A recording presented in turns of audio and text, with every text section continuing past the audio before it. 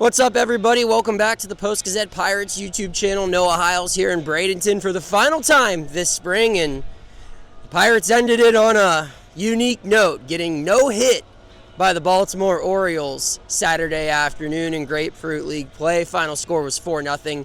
7 Baltimore Orioles pitchers combined to throw a no-hitter. I believe only 3 walks, 10 strikeouts by that group of 7 pitchers. Zach Eflin started the game. Riley Cooper came on to close it out, got the final 3 outs. Final out of the game was Matt Gorski, a strikeout to conclude it. I'll just say it from the beginning here. Not much to discuss as far as a spring training no-hitter. It's unique for sure. Something that if you were here to watch it, you'll probably remember it for a while, but this isn't an equivalent to a regular season no-hitter or anything. It is what it is. There weren't even really any comments made about it after the game. So that's my thoughts on the no-hitter. It was a spring training no-hitter. Cool. Not much really to add on that front. We'll get into my actual 3 takeaways from the day now, and the first one starts with a guy who also pitched really well on the mound today. Paul Skenes was today's starter for the Pirates. His final start before the start of the regular season, goes 3 1/3 through 51 pitches. My guess is the plan was for him to throw around 50. That was the plan for Mitch Keller on Friday night. So, yeah, he throws 51, attacked the strike zone, allowed 1 hit, just walked 1, I believe, struck out 4. Looked like Paul Skenes has always looked this spring. He pitched 5 times this spring in Grapefruit League play, finished with a 2-0 record. Or I guess, yeah, it would be still 2-0 because he didn't allow any runs today, and a 2.50 ERA, and that I believe was 18 innings of work total.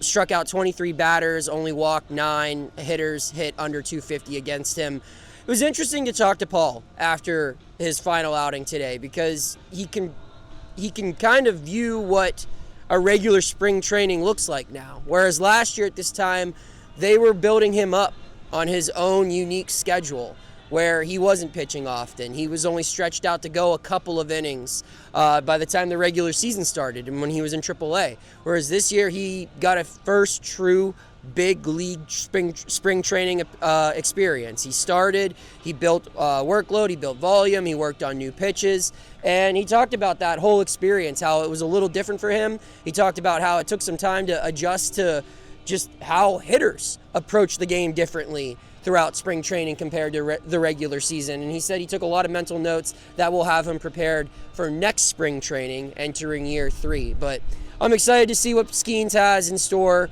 for year 2. I think he will be just as good, if not better, than what he was last year as a rookie. The stuff looks really good. The velocity's at a good spot, and I think these new pitches that he's added into his mix will make him even tougher for opposing batters to get a hold of. So that's my first takeaway. Second takeaway of the day revolves around DJ Stewart, a guy whose bat's been rather quiet as of late, hasn't been hitting the ball as well as he was at the beginning of spring training, but the defense is really coming along. This is a guy who I believe only had 5 career innings of major league first base experience. I personally watched him buy a first baseman's mitt down here in the middle of spring training. He just didn't own one, but this is a guy that I think is going to be their opening day first baseman, and by the amount of opportunities he's got, they're getting him at bats anywhere. They've played him in right field, they've played him at designated hitter, and they're playing him a lot at first base. It seems like almost every time he plays now, it's at first base,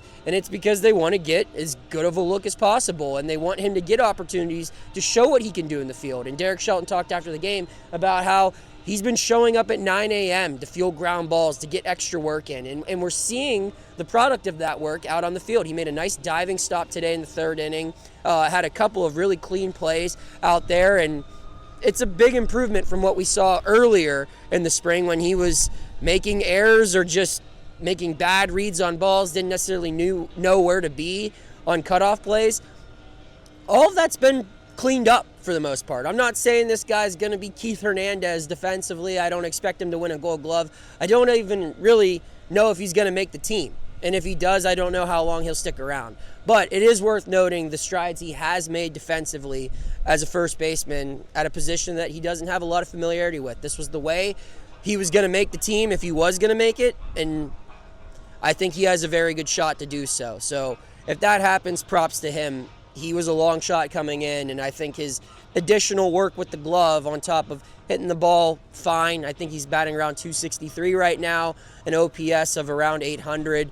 So that should be good enough to, I think, win him this first base job and at least a platoon role to start the season. Third takeaway today, Hunter Stratton makes his return to game action. The last time we saw Hunter Stratton pitching in a Pirates uniform in a scheduled competition was August 24th. He threw a wild pitch against the Reds, dislocated his left kneecap, had a total reconstructive surgery. I personally did not expect him to play much baseball at all this year. But the fact that he showed up to spring training almost at 100% health, he found out yesterday that he was going to be pitching today, his first Grapefruit League action. First two batters he faces, strikes them out in 6 total pitches. He looked really good. The stuff was electric. Still don't think this guy's got a great shot at making the big league club. But as a non-roster invitee, I think this is a guy that the Pirates want to keep around in the organization, and someone I think we'll see in the big league bullpen at some point this year as he continues to get repetition. Just talking to him after the game, you can't help but to be happy for the guy. I mean, he clearly worked hard to get back on the field and get to a place where he was healthy enough to even have a chance at pitching in spring training competition. The fact that he was back out here and striking guys out with a couple of days left in Grapefruit League play says a lot about A, his work ethic, and B, his body and how he's able to heal from things a lot faster than most guys would. So if the Pirates can get 2024 Hunter Stratton back, if he can, get back to what he was prior to this injury, that's a nice addition to this bullpen. He was, I wouldn't say an amazing arm for the team last year, but he was a reliable guy they could use in the 6th, 7th inning. And as we saw last season, you can never have enough of those guys, especially when you get into the dog days of August and September. You're going to need as many arms as possible, and I think by then Hunter Stratton will be ready to pitch in the big leagues once again. So those are my 3 takeaways. Pirates have 2 spring training games left. They play Sunday in Dunedin against the Blue Jays, and then they wrap up their season on the road against the Twins. Bailey Falter starting tomorrow. Interested to see how he looks with 1 outing remaining between him and his start of his regular season. And I'm also interested to see who gets the playing time in these last 18 innings before a big league roster is decided. You can check out all of my work at Post-Gazette.com and subscribe to this YouTube channel at PG Pirates. I'm Noah Hiles, down here in spring training for a couple more days. Opening day's Thursday. We'll have you covered for the rest of spring training and throughout all of the regular season.